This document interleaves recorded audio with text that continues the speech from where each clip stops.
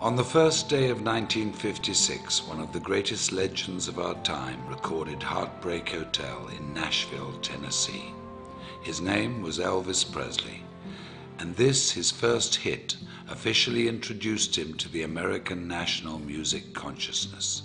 The song was inspired by a young man who died an untimely death and invoked the last words, "I walk a lonely street." It was a song that would serve as the definition of a generation of music unlike anything the world has ever seen since. On that day, something else had taken place, perhaps not so momentous at the time, but that would prove to also define a generation, not of music, but of changing people's lives, and who would also die an untimely death as fate would have it.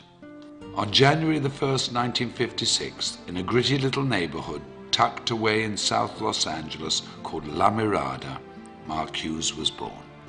His life was fairly unremarkable. Born to Joanne Hughes and raised by her and Stuart Hartman, whom she married, Mark was probably reared much like many of us. Mind your manners, be responsible, keep your elbows off the table, make good choices. He was skinny and good-looking, polite and friendly, and very protective of his two younger brothers. The quietest of the three boys, he'd inherited his mother's good looks and Stuart's focus and intensity. Like many families of the day, Joanne and Stuart moved the family to Camarillo to try to provide a better life for them, to build a future and keep the family safe. And like many other families of the day, their not-so-picture-perfect marriage fell apart and resulted in a divorce that would change the family forever.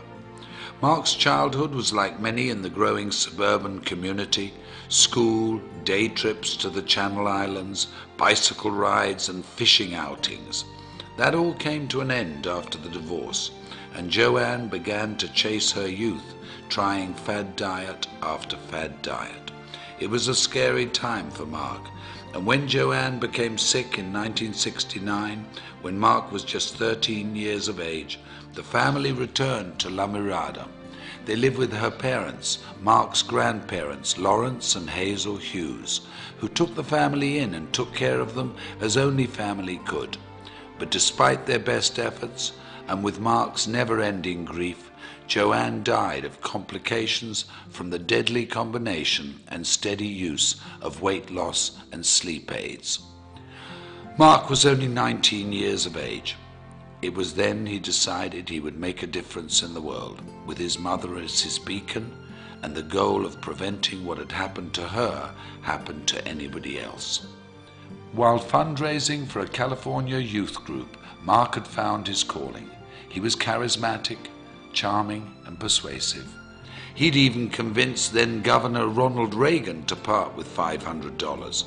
And with the taste of success in his mouth, the goal of changing lives through better health as his objective, the idea of personal financial freedom, and the memory of his mother in his heart, Mark Hughes entered the world of direct selling and network marketing. In 1976, Mark began selling Slender Now diet products, quickly becoming one of their top 100 earners. When the company collapsed in 1979, he sold exercise equipment and weight control products for Golden Youth, another direct sales organization. And when Golden Youth also failed, Mark decided to start his own company. Intrigued by the Eastern philosophy of herbal medicine, combined with the vitamin and mineral technology of the West, he co-developed a line of products that promised a bold 100% satisfaction guaranteed or your money back.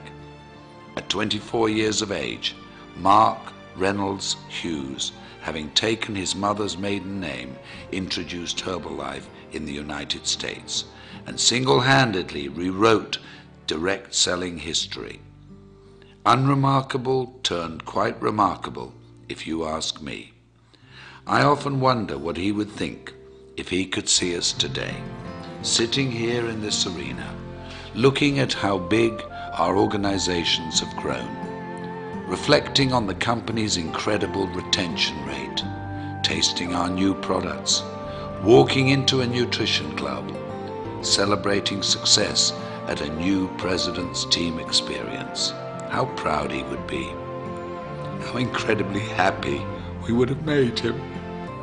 I know in my heart, as many of you do in yours, that his light is what has made this possible, that his vision is what fuels us, that we are forever changed because of his influence on us and his belief that despite what we may think of ourselves every now and again, we're truly remarkable human beings. What a gift we've been given. What an incredible, invaluable, unique gift. I had this incredible dream when I wanted to start the Herbalife company that we could help people lose weight and we could help them do it safely, and they would have not just hope, that they would have reality